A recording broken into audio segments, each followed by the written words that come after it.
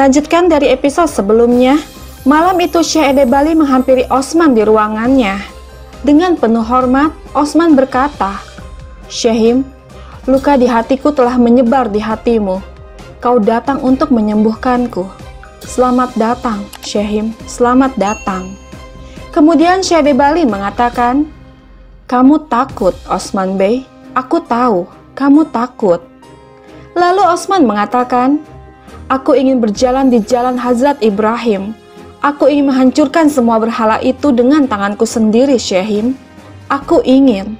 Tapi, seketika Syekh Edebali mengatakan, "Tapi, hari ini berhala itu tidak terlihat dan tidak bisa disentuh oleh tangan kita, Osman Bey."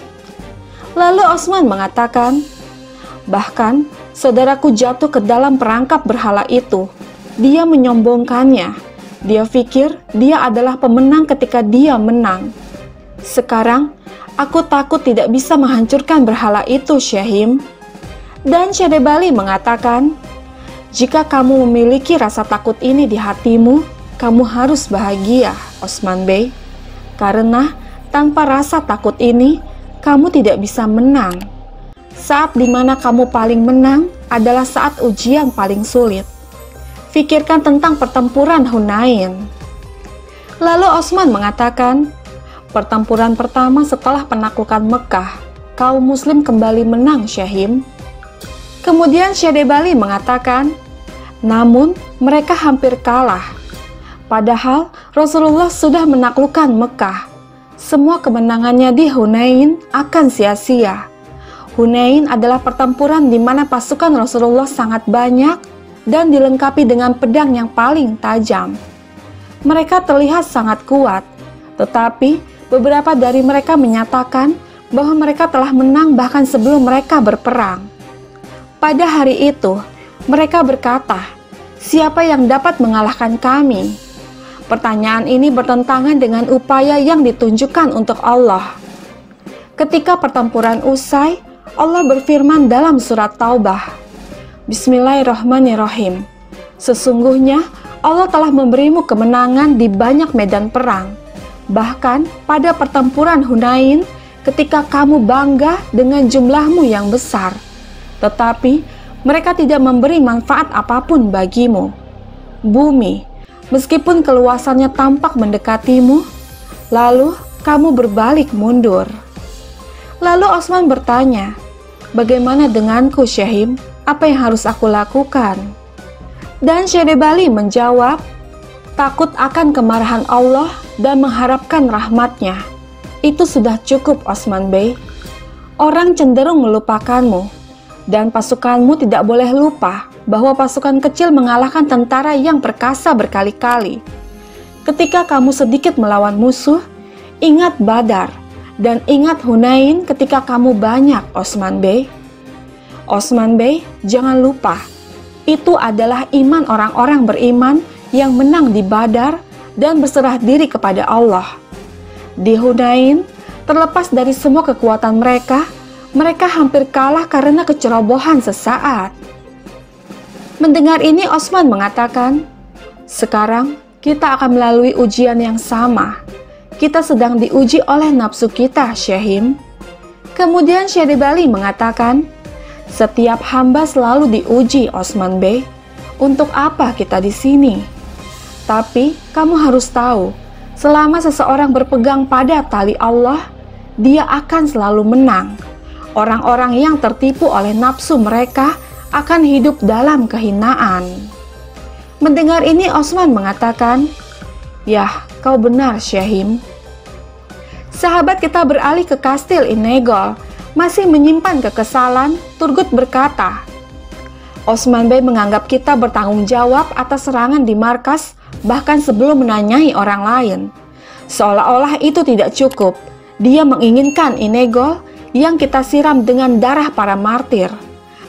Tapi aku tidak akan memberikannya padanya.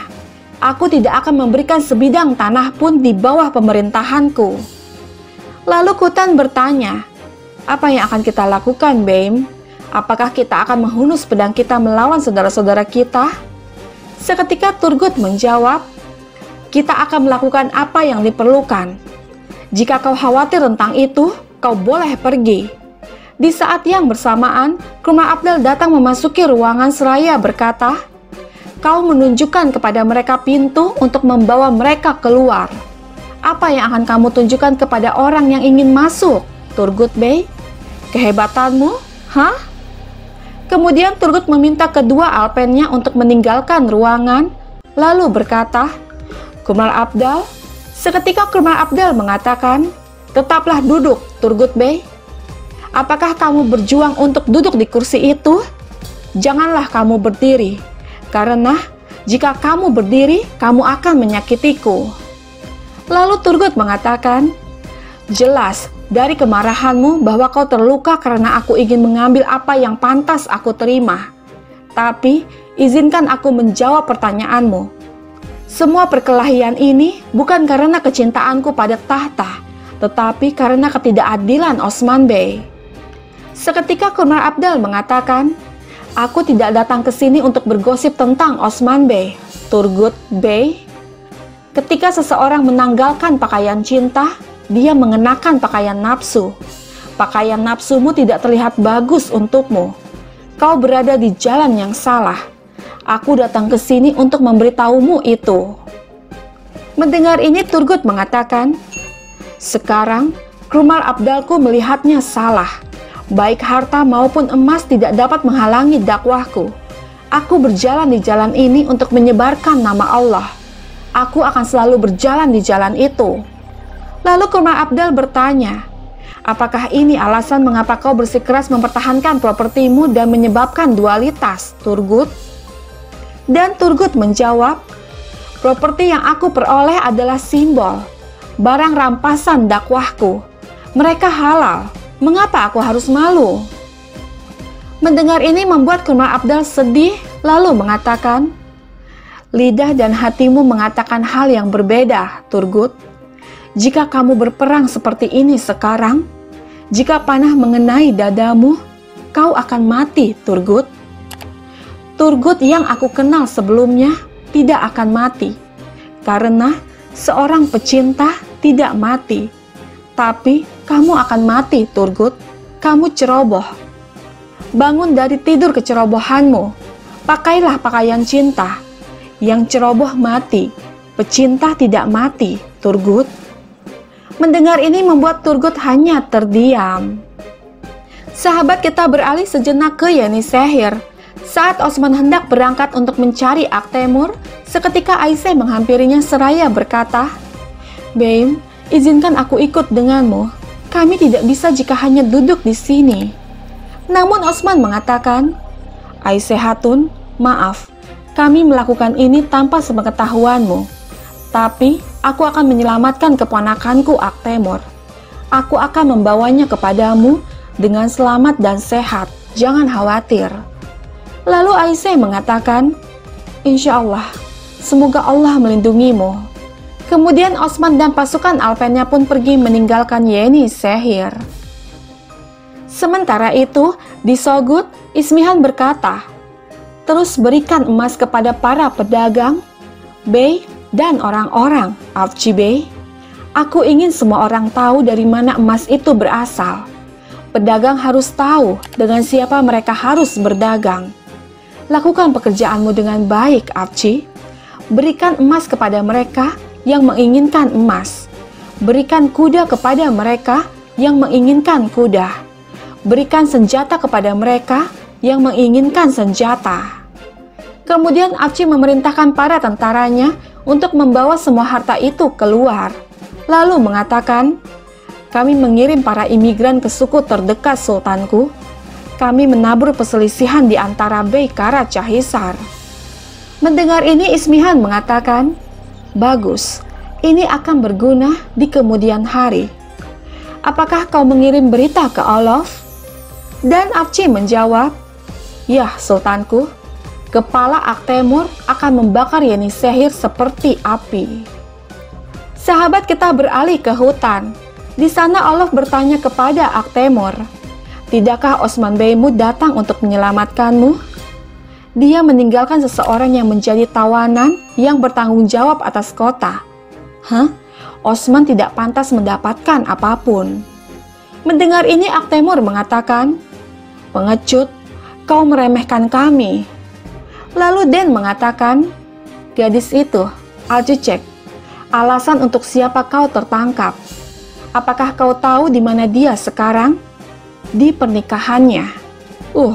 Dia tidak terlalu menghargaimu." Olaf juga mengatakan, "Memalukan, sungguh memalukan.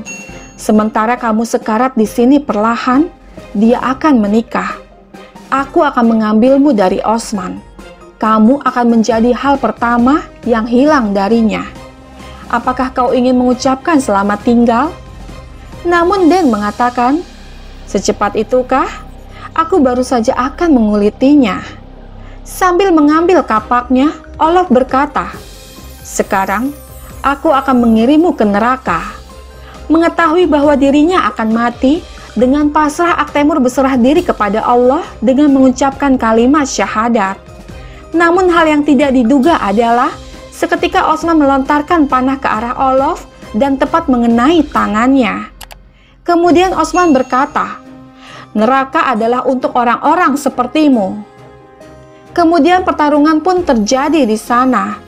Merasa bahwa dirinya terancam, Olaf memutuskan untuk pergi dan meninggalkan pertempuran. Namun sebelum dia pergi, Osman memenggal kepala Erik tepat di hadapan Olaf. Kemudian dia pun pergi dengan penuh ketakutan. Melihat kondisi Aktemur yang terluka parah, membuat Osman khawatir. Kemudian memerintahkan alpennya untuk membawa Aktemur kembali ke Yenisehir. Kemudian Osman berkata kepada Boran, "Kita akan pergi ke suatu tempat. Dengarkan aku baik-baik."